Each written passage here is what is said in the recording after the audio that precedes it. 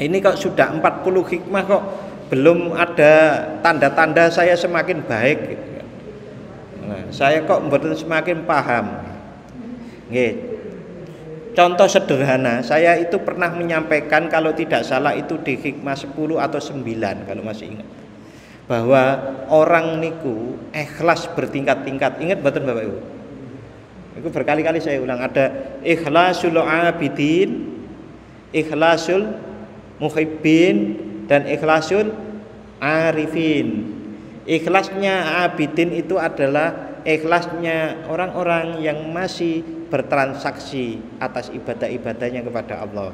Ya Allah, kalau saya rajin sholat, mohon Engkau anugerahkan kepada saya kesejahteraan hidup zahir dan batin. Umumnya begitu. Kalau yang muhibbin itu karena Allah itu tidak diminta pun anugerahnya itu sudah banyak sekali. Nyatanya hidung saya itu ngadepnya menisor, mboten ngadepnya ke atas. Kalau hidung itu ngadep ke atas nanti hujan susah gitu. Nah, itu semuanya adalah karunia Allah. Karena saged metani karunia yang diberikan oleh Allah itu, kemudian dia berterima kasih. Dan wujud dari terima kasih itu adalah salah satunya mencintai Allah. Nah, kalau pertanyaannya, Pak, merubah agar dari ikhlasnya abidin menuju ikhlasnya muhibbin yang lebih baik kan, itu bagaimana gitu kan? Astaghfirullah Rabbal baraya. Alhamdulillahirabbil alamin, wassalatu wassalamu ala asyrafil anbiya'i wal mursalin sayyidina wa maulana Muhammadin wa ala alihi wa ashabihi ajma'in. Rabbi syrah li sadri wa yassir li amri wahlul 'uqdatam min lisani yafqahu qawli. Rabbi zidni 'ilma warzuqni fahma, amin ya rabbal alamin. Bapak-bapak, ibu-ibu, saudara-saudari rahimakumullah, sami sehat sedaya nggih? Alhamdulillahirabbil alamin. Mudah-mudahan di masa mendatang kita dianugerahkan kesehatan yang barokah, amin ya rabbal alamin. Dan mudah-mudahan ke depan kita juga mendapatkan anugerah untuk menjadi individu yang lebih dekat kepada Allah Subhanahu wa ta'ala, amin ya rabbal alamin. Shalawat serta salam semoga tetap terlimpahkan kepada Nabi Muhammad sallallahu alaihi wasallam. Pada malam hari ini kita akan membahas hikmah yang ke-43. Qala Asy-Syaikh Ibnu Athaillah radhiyallahu an. Syekh Ibnu Athaillah, mudah-mudahan Allah meridhai beliau, ukhruj min awsyafi basyariyatika an kulli wasfin munaqidin li ubudiyatika litakuna linida'il haqqi mujiban wa min hadratihi qariban. Ukhruj, keluarlah engkau, min awsyafi basyariyatika, dari sifat-sifat kemanusiaanmu yang buruk dan yang rendah, angkul liwasfin munakidin, dari setiap sifat yang berlawanan, liubudiyatika, dengan kehambaanmu, litakuna, agar engkau, linida ilhaqi, bagi panggilan Allah itu mujiban, yang menjawab, wa min hadratihi, dan kepada hadrah Allah atau di semakin dekat dengan Allah, qoriban, itu semakin dekat ke hadiratnya. Bukan semakin dekat ke hadirat Allah itu berarti semakin tambah dekat atau cepat meninggalnya. Tapi mau nggak mau harus diakui nggih Bapak Ibu, semakin kita tambah umur, tambah hari kan semakin dekat. Ini kan mboten bisa dipungkiri nggih. Nggih. Maka ya sebelum meninggal kita sudah dekat, karena kalau sesudah meninggal maka kita tinggal mendapatkan anugerah-anugerah dari Allah Subhanahu wa taala. Bapak-bapak, ibu-ibu dan saudara-saudari, sebagaimana kita bahas kemarin, kalau masih ingat dan mudah-mudahan ingat, bahwasannya seringkali kalau sudah hikmah yang sampai sini itu orang bertanya-tanya. Saya itu ngajinya sudah 40 hikmah loh. 40 hikmah. Nabi Musa itu aja tirakatnya 40 hari. Nabi Musa alaihissalam itu kan tirakatnya 40 hari. Sesudah menjadi nabi masih tirakat 40 hari untuk lebih dekat berkalam dengan Allah Subhanahu wa taala. Ini kok sudah 40 hikmah kok belum ada tanda-tanda saya semakin baik gitu. Nah, saya kok mboten semakin paham. Nggih. Contoh sederhana, saya itu pernah menyampaikan kalau tidak salah itu di hikmah 10 atau 9 kalau masih ingat. Bahwa orang niku ikhlas bertingkat-tingkat. Ingat mboten Bapak Ibu? Itu berkali-kali saya ulang, ada ikhlasul abidin, ikhlasul muhibbin, dan ikhlasul arifin. Ikhlasnya abidin itu adalah ikhlasnya orang-orang yang masih bertransaksi atas ibadah-ibadahnya kepada Allah. Ya Allah, kalau saya rajin sholat, mohon Engkau anugerahkan kepada saya kesejahteraan hidup zahir dan batin. Umumnya begitu. Kalau yang muhibbin itu karena Allah itu tidak diminta pun anugerahnya itu sudah banyak sekali. Nyatanya hidung saya itu ngadepnya menisor, mboten ngadepnya ke atas. Kalau hidung itu ngadep ke atas nanti hujan susah gitu. Nah, itu semuanya adalah karunia Allah. Karena saged metani karunia yang diberikan oleh Allah itu, kemudian dia berterima kasih. Dan wujud dari terima kasih itu adalah salah satunya mencintai Allah. Nah, kalau pertanyaannya, Pak, merubah agar dari ikhlasnya abidin menuju ikhlasnya muhibbin yang lebih baik kan? Itu bagaimana gitu kan? Nah, teorinya kan pun jelas. Apa teorinya Bapak Ibu? Kalau ingin naik menjadi ikhlasnya orang yang tanpa pamrih, hanya turut dan taat kepada Allah, rasakan karunia-karunia Allah dengan detail. Berarti caranya bagaimana? Dilihat dirinya. Ya Allah, dulu setahun yang lalu saya itu butuh tanah, nggak punya uang, harus segera punya rumah. Tiba-tiba Allah paring saya bisa jadi makelar tanah, yang hasil dari makelar tanah itu saya bisa beli tanah. Saya kapan satu saat itu berbincang dengan orang bapak-bapak di Embung Sendang Tirto, sanes. Nah, kalau Sendang Tirto lebih kecil lagi. Embung Sendang Tirto. Niku di timurnya Wat Galeh. Nah, di situ itu saya bercerita, itu orang saya tanya begini. Loh, Bapak niku kerjanya apa? Niku pun ngobrol panjang ya. Terus kemudian jawab, saya niku ya kesana kemari cari informasi tanah dijual atau menginformasikan tanah dijual. Weh, berarti makelar ya Pak? Nggih. Berapa Pak yang pernah rekor Bapak dapatkan menjual tanah? 90 juta sehari Pak. Jadi dapat uang itu 90 juta sehari karena menjual tanah. Makelar kan sampai ngoten niku. Kula nggih bilang seperti ini. Lah, waktu itu kok dapat 90 juta? Waktu itu jenengan lagi butuh apa sih, Pak? Gitu. Ternyata istrinya sakit. Jadi Allah niku Bapak Ibu, salah satu contohnya seperti itu. Orang niku kalau butuh dikasih. Ini contohnya seperti itu. Ya kita nggak berharap ya kita sakit ataupun keluarga kita sakit. Tapi kalau biasanya kalau memang itu sakitnya itu adalah ya ujian, bukan karena kita menentang aturan-aturan Allah, biasanya diparingi. Nah, saat kita mempunyai pengalaman betapa Allah Subhanahu wa taala itu sangat bertanggung jawab atas kebutuhan kita. Yang bertanggung jawab atas kebutuhan kita itu bukan Pak Lurah, bukan juga Pak Jokowi, tapi Allah. Nah, karena kita mengalami dan semakin yakin bahwa Allah itu sangat bertanggung jawab sudah menciptakan kita ini, maka kita itu sangat yakin dan berterima kasih kepada Allah. Dari situ muncullah cinta kita kepada Allah.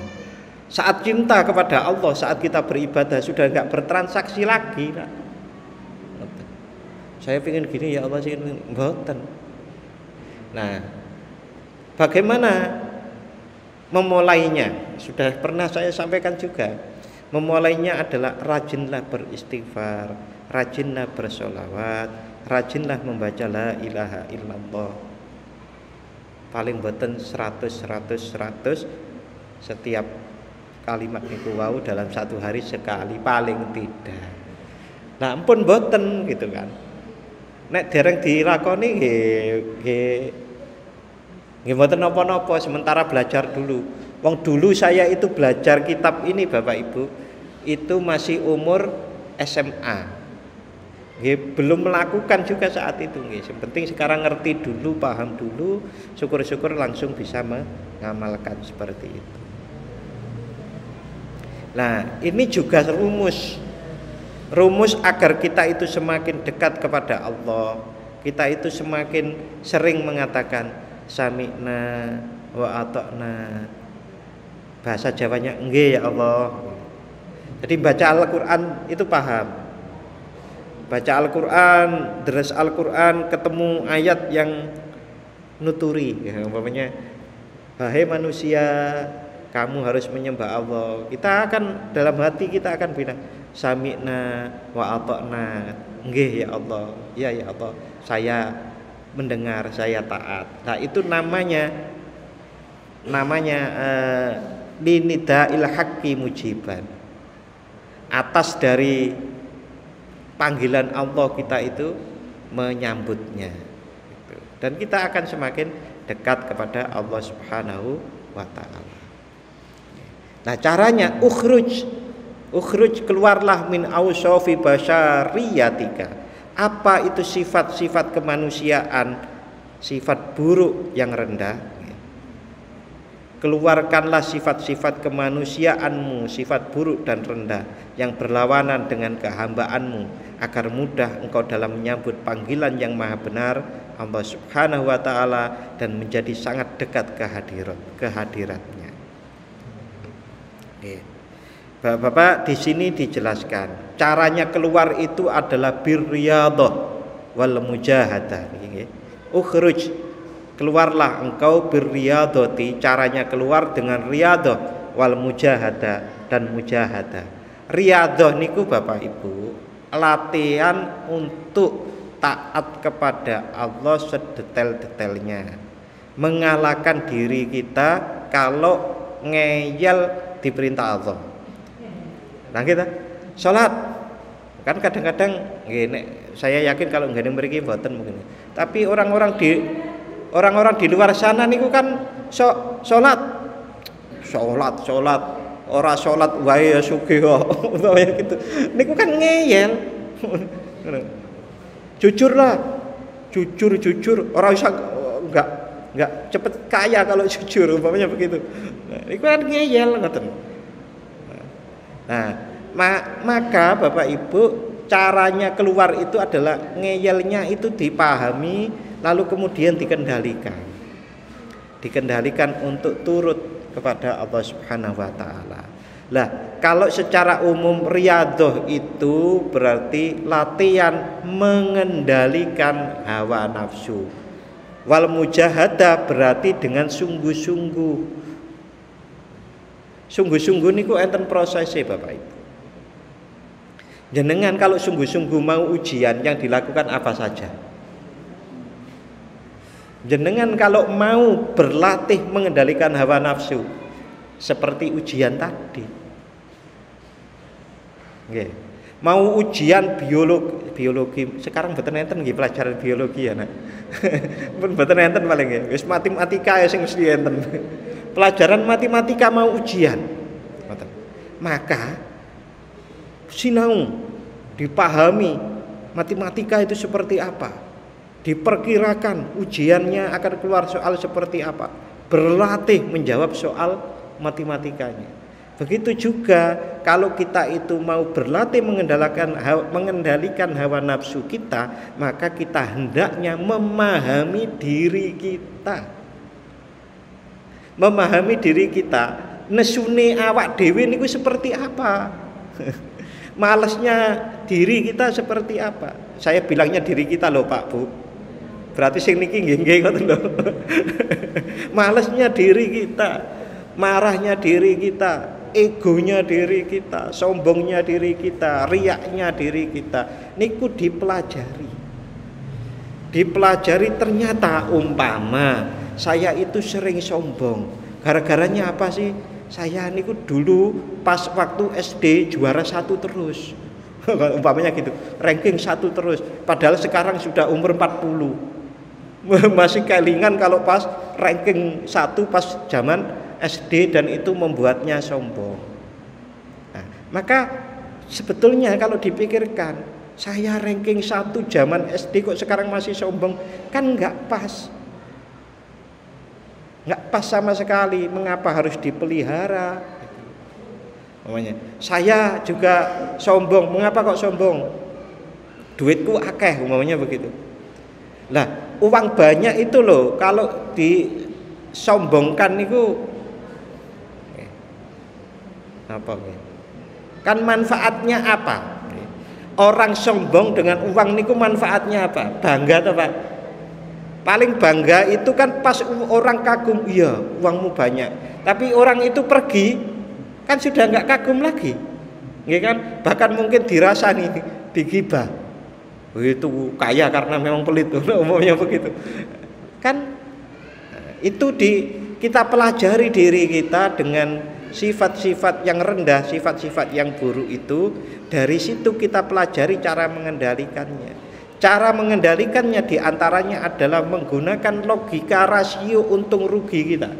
Kalau saya sombong itu rugi apa untung? Ya banyak ruginya. Apa? Orang kalau mau sombong itu harus ngamplopi kok. Umpamanya begitu. Harus wah-weh kok. Lah kan katanya uangnya banyak, nggak pernah ngasih. Umpamanya gitu. Nah, itu adalah cara kita mengenali diri kita, sifat-sifat kita sendiri untuk mengendalikan diri kita. Nah, contoh cara yang paling kuat itu 4 yang kemarin disampaikan. Cara belajarnya niku sering belajar menentang, bukan menentang ya. Nafsunya dipaksa untuk melek, nafsunya dipaksa untuk lapar, nafsunya dipaksa untuk diam, nafsunya dipaksa untuk tidak banyak kesana kemari. Niku latihannya. Maka enten poso, enten iktikaf. Itu adalah cara-cara bagaimana kita mengendalikan diri kita. Tapi yang pertama adalah kita kenali seperti kita mengenali matematika. Kita mencoba juga nanti kalau nafsu saya sudah saya kendalikan ke sini dengan belajar puasa umpamanya. Yang terjadi apa ya kira-kira? Karena saya lihat Bapak Ibu, orang yang puasa itu biasanya sama keluarganya loh, rada nesuan. Umpamanya saya nggak puasa gitu. Kalau mau buka itu, godaan nesunya tinggi sekali. Nggak cocok sidik anaknya nesu kan kata-kata. Nah, itu dikenali. Nah, kan lucu. Katanya puasa itu mengendalikan diri, kok malah nesu gitu loh. Nah, hal-hal seperti itu dipelajari, teman-teman.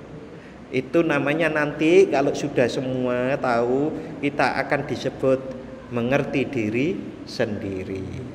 Kalau mengerti diri sendiri bahasa Arabnya niku arafa nafsahu, atau man arafa nafsahu, barang siapa yang mengerti dirinya sendiri, faqad arafa rabbahu, maka sungguh akan mengerti Tuhannya. Seperti itu. Karena nanti pasti akan ketemu. Ya Allah, betapa Engkau luar biasa, menciptakan diri saya yang begitu rumit. Di dalam perut saya itu ada asam, yang silet saja kalau di luar perut kena asam itu hancur. Tapi kok perut saya enggak hancur? Itu adalah kanugrahanmu, anugerahmu yang begitu luar biasa. Nanti juga akan menemukan di antaranya, ya Allah, betapa Engkau memang maha kasih, Engkau maha kaya, Engkau maha mulia, dan seterusnya. Maka saat seperti itu kita akan bertambah cinta kepada Allah Subhanahu wa taala. Maka saat Allah itu Allah memanggil, dalam pengertian memanggil untuk berlaku taat, beramal taat, kita pasti ya Allah. Seperti seorang kekasih yang menuruti kekasihnya gitu kan. Niku ngoten. Mosok enten kekasih kok dipanggil kekasihnya kok mengo niku meragukan ya Mas ya, meragukan.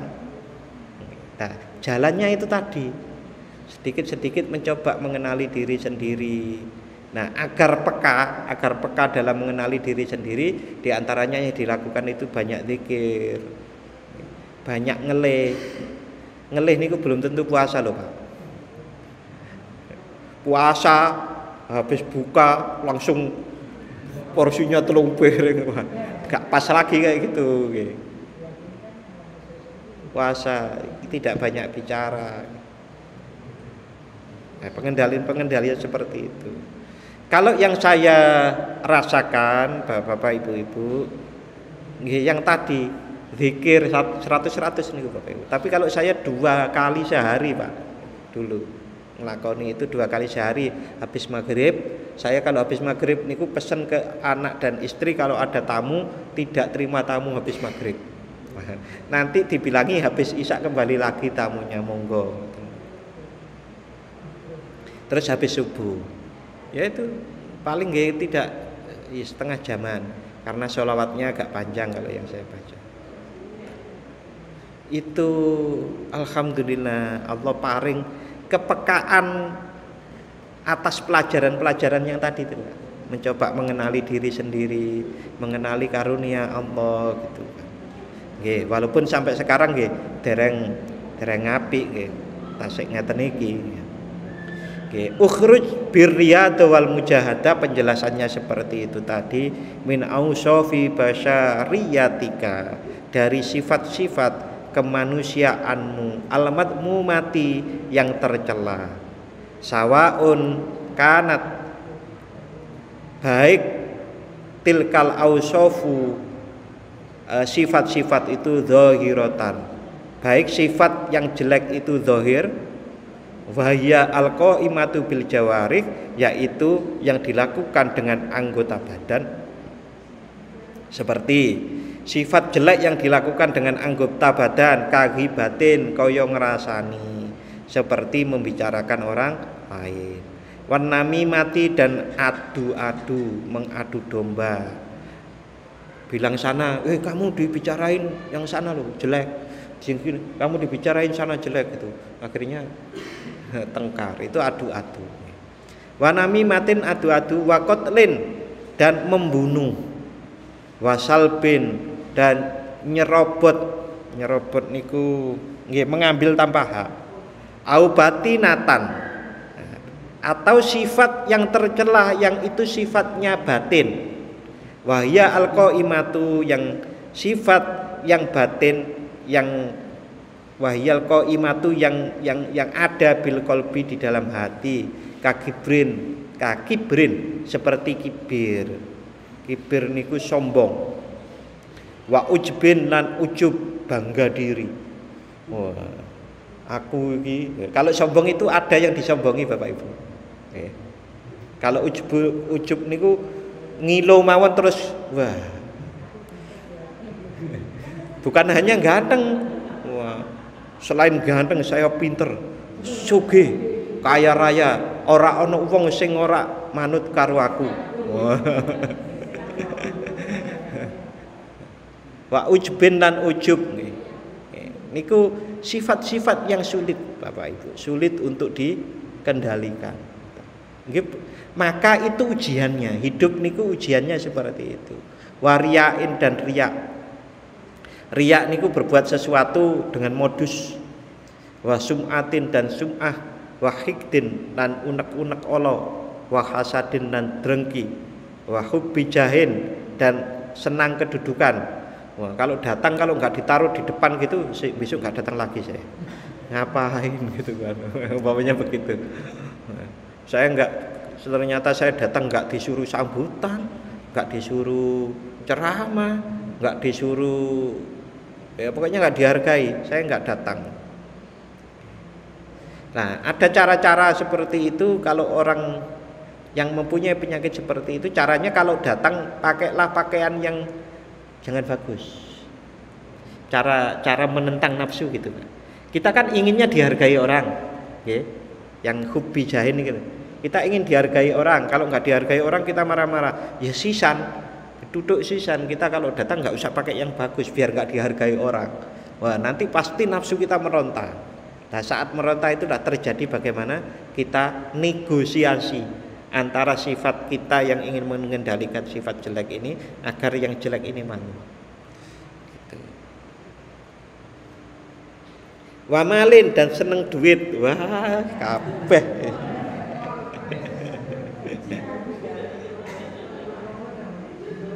Bapak Ibu, salah satu ciri terjadi peningkatan jenengan belajar Al-Hikam adalah kalau dulu keluar rumah nggak bawa uang 500.000, nggak keluar. Gak ada duit, padahal duitnya mau 450.000 niku gak ada duit. Karena apa? Kalau keluar rumah dia harus bawa 500.000. Tapi kalau belajar Al-Hikamnya rampung, gak punya duit saja berani berangkat, Pak. Oke. Karena nopo? Rasa terimanya sudah ada, rasa percaya sudah ada, rasa kekuatan doanya niku disebut terus. Pak kok abot sih Pak, ciri-cirinya orang berhasil belajar Al-Hikam. Tapi itu menenangkan Bapak Ibu. Bahasa Jawanya ngayemake. Begitu banyak orang yang punya uang banyak tapi nggak tentram. Ya Pak, yang paling baik ya uangnya banyak dan tentram. Nggih monggo, nek ngoten niku kabeh wong pingin ngoten. Iya.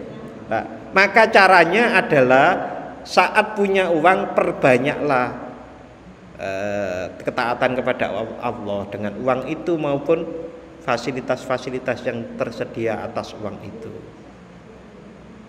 Niku ngayemaken nanti. Ila ghairi dzalik dan yang lain-lain.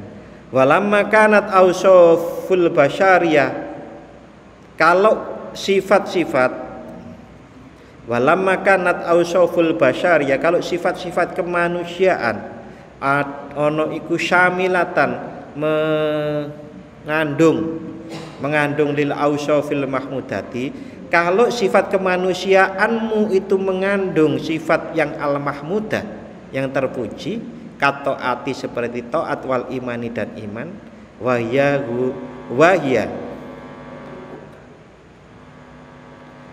ghairu muradatin, yang mana sifat itu tidak diharapkan abdala minha, maka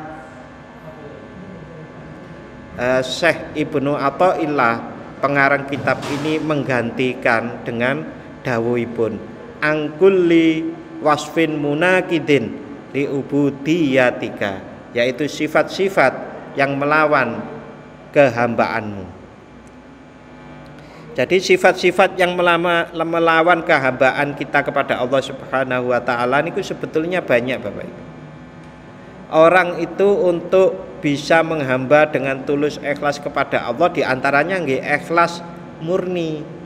Ikhlas murni ini adalah saya sholat Allahu Akbar niku betul-betul ya Allah niki karena perintahmu, lillahi ta'ala, karena perintahmu ya Allah aku sholat. Ya Allah, karena perintahmu aku atau kulo atau saya itu bersedekah. Ya Allah, karena perintahmu saya pakai kopiah kan. Karena perintahmu ya Allah saya pakai dan seterusnya. Jadi semua niku dijalankan kan perintah Allah niku. Niku Bapak Ibu akan berkembang kepekaan kita untuk meneliti apakah yang kita lakukan itu betul-betul karena perintah Allah atau karena modus kepentingan-kepentingan yang lain. Itu semakin lama kalau rajin zikir tadi, maka kepekaan itu muncul. Nah, niku seperti ada kesinambungan. Ada kesinambungan antara kita berproses, bersungguh-sungguh berproses dengan puasa ataupun dengan sholat dan terutama zikir, maka itu akan memberikan kepada diri kita kepekaan untuk menerima pelajaran dari Allah. Saya ternyata umpamanya ngoten nggih. Saya ternyata selama ini enggak ikhlas ya. Loh kok enggak ikhlas gimana? Ternyata saya itu sebetulnya mempertahankan nama besar saya. Kan ngoten. Saya niku rajin berorganisasi di sana di sini, termasuk organisasi RT gitu. Wah, saya itu rajin. Ternyata bukan betul-betul karena ingin membantu orang lain. Yang membantu orang lain itu adalah perintah Allah, bukan. Tapi karena saya khawatir nanti kalau sudah turun dan di pengurus ke RT nggak berhasil, nanti nama saya jelek. Mboten ikhlas berarti niku. Berarti itu karena khawatir namanya jelek. Kalau ikhlas betul nggih yang tadi, membantu orang, kita bermasyarakat agar masyarakat lingkungan kita harmonis dan seterusnya. Nah, kepekaan-kepekaan seperti itu yang saya alami itu tidak otomatis punya kepada kita mboten, tapi kita karena dianugerahi oleh Allah, karena ibadah-ibadah kita itu dianugerahi kepekaan-kepekaan seperti itu. Litakuna linida ila haqqi mujiban, agar engkau terhadap panggilan Allah itu menjawab.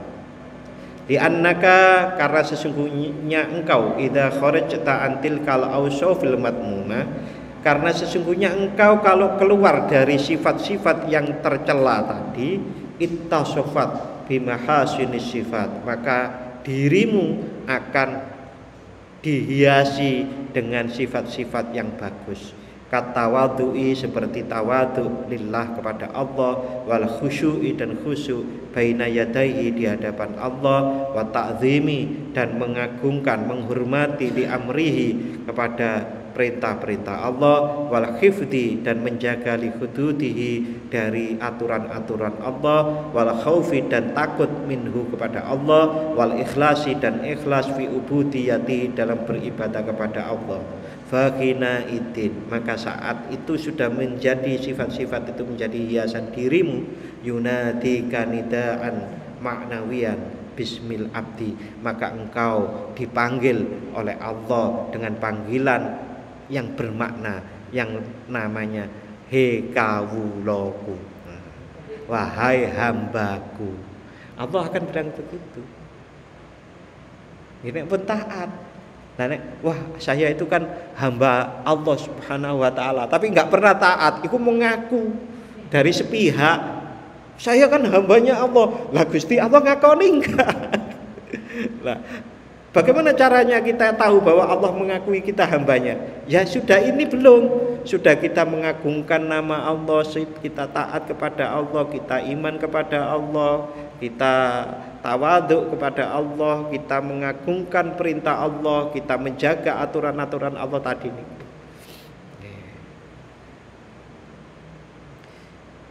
Terus dipanggil. Lah, niki kaitannya, niki riting nggih, riting belok sedikit. Katanya, wah pembahasannya pindah kok enggak riting Pak. Niki kula bilang niki riting. Lah, kalau di dalam ayat Al-Qur'an niku ud'uni astajib lakum. Ud'u wahai hamba-hambaku, berdoalah niscaya akan aku kabulkan, kan ngoten. Yang dipanggil niku hamba-hambanya Allah lho. Nek dereng dadi hambane Allah kok ndonga kok gak terkabul ya karena belum termasuk hamba-hamba Allah niku. Di antaranya fayaqulu, maka Allah berfirman laka kepadamu, ya abdi, wahai hambaku, fatujibu biqaulika labbaik, maka engkau menjawab dengan perkataanmu labbaik, nggih ya Allah, iya ya Allah. Napa sing pas kali ati jenengan? Kalau saya nggih niku pas. Wong Jawa bilang nggih niku enak. Nek basa Sundane pripun, Mas? Gak tahu. Nggih itu apa? Nah, ini masing-masing umpamanya yang pas. Jadi kalau pas dengar adzan Allahu Akbar, kita bisa bilang, "Nggih ya Allah." Niku ngertos gitu loh, Pak. Ngertos. Niku terenyuh. Wah, wayahe poso alhamdulillah Allah memanggilku untuk berpuasa. Dan seterusnya. Labbaika ya Rabb, nggih ya Allah, wa takunu shadiqan fi ijabatika, maka engkau adalah orang yang benar di dalam menjawabmu. Engkau benar dalam menjawabmu. Li faktis sifati minka, karena tidak adanya sifat-sifat darimu allati tunafil ubudiyati, yang menafikan, yang meniadakan si kehambaanmu, karena di dalam dirimu sudah tidak ada yang namanya sifat-sifat yang menentang kehambaan. Jadi saat bilang nggih Allah niku betul-betul kawula. Wa taqtadir rububiyati, dan menepati sifat-sifat rububiyah.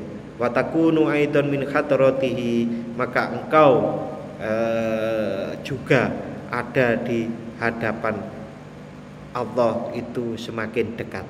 Fatuhfadu minal auzari, maka engkau dijaga dari dosa-dosa. Kalau nabi niku maksum, kalau para wali niku mahfud.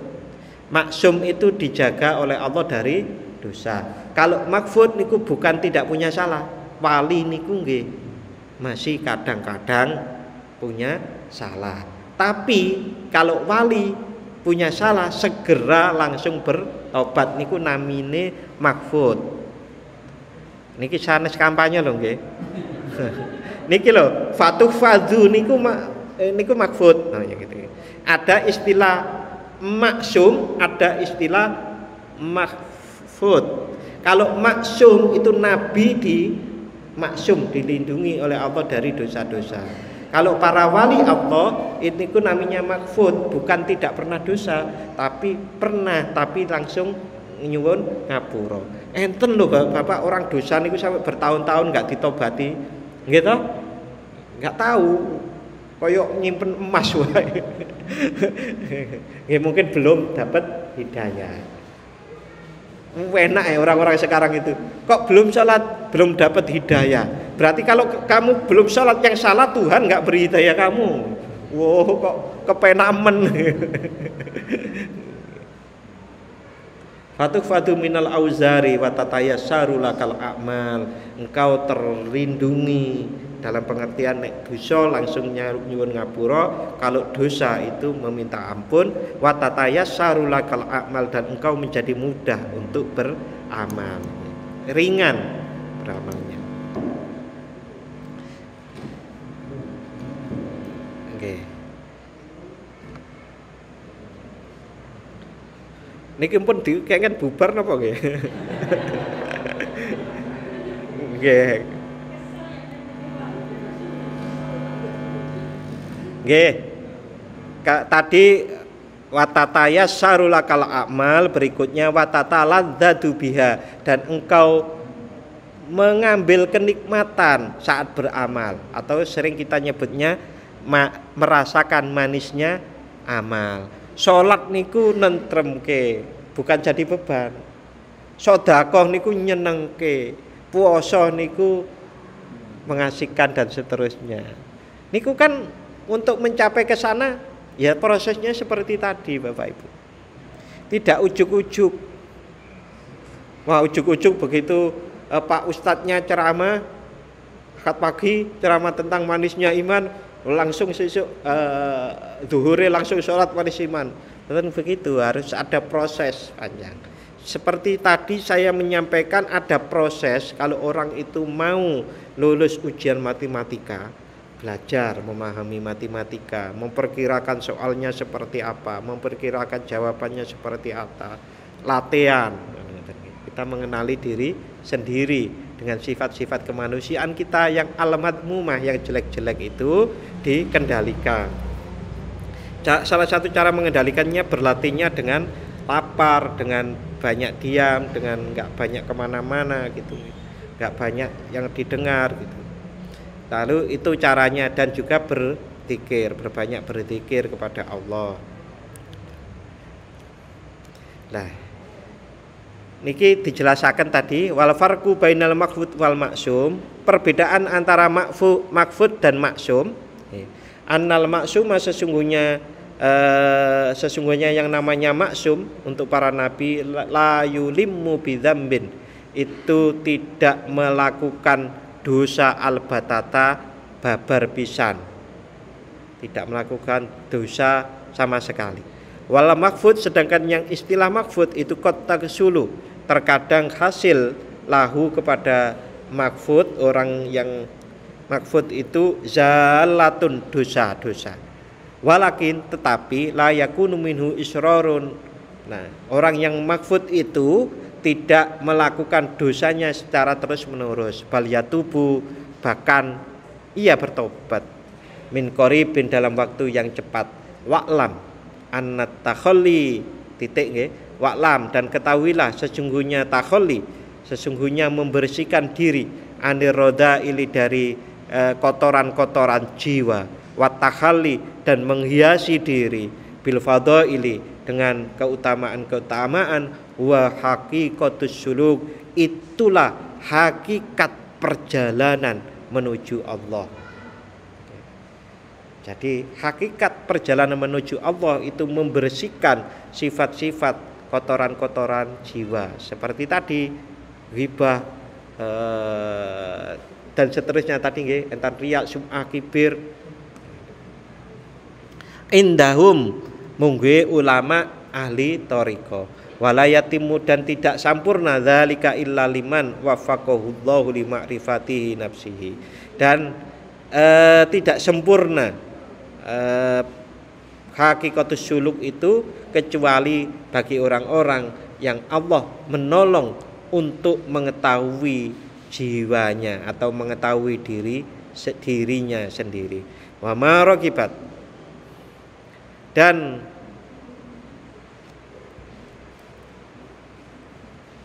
apa yang ada alaihi min madhamis sifat, di dalam jiwa yang terdiri dari sifat-sifat yang tercela. Mengetahui diri Allah, orang niku akan mencapai hakikatus suluk, betul-betul berjalan menuju Allah, kalau dia itu mengetahui dirinya sendiri dan juga mengetahui sifat-sifat yang tercela di dirinya.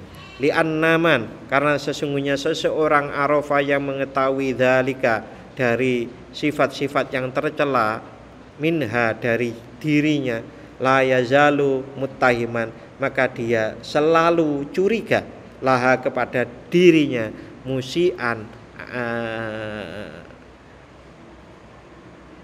curiga itu waspada terhadap dirinya sendiri dengan sifat-sifat jeleknya.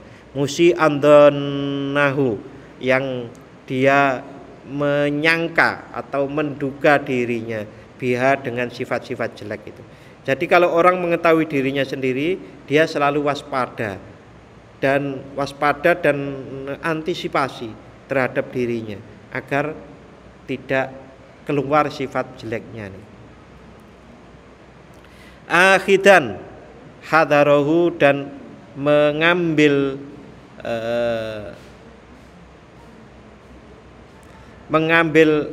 hatinya orang tersebut, minha dari nafsu, bukan mengambil niki salah niki, maknane ini salah. Oh, bukan mengambil napa, ngalap hati-hati, maksudnya orang yang tahu dirinya sendiri maka dia juga hati-hati dari nafsunya. Wa illa, kalau tidak seperti itu, waqa'a, maka dia akan terjerumus fima, di dalam keadaan yuskhitu, yang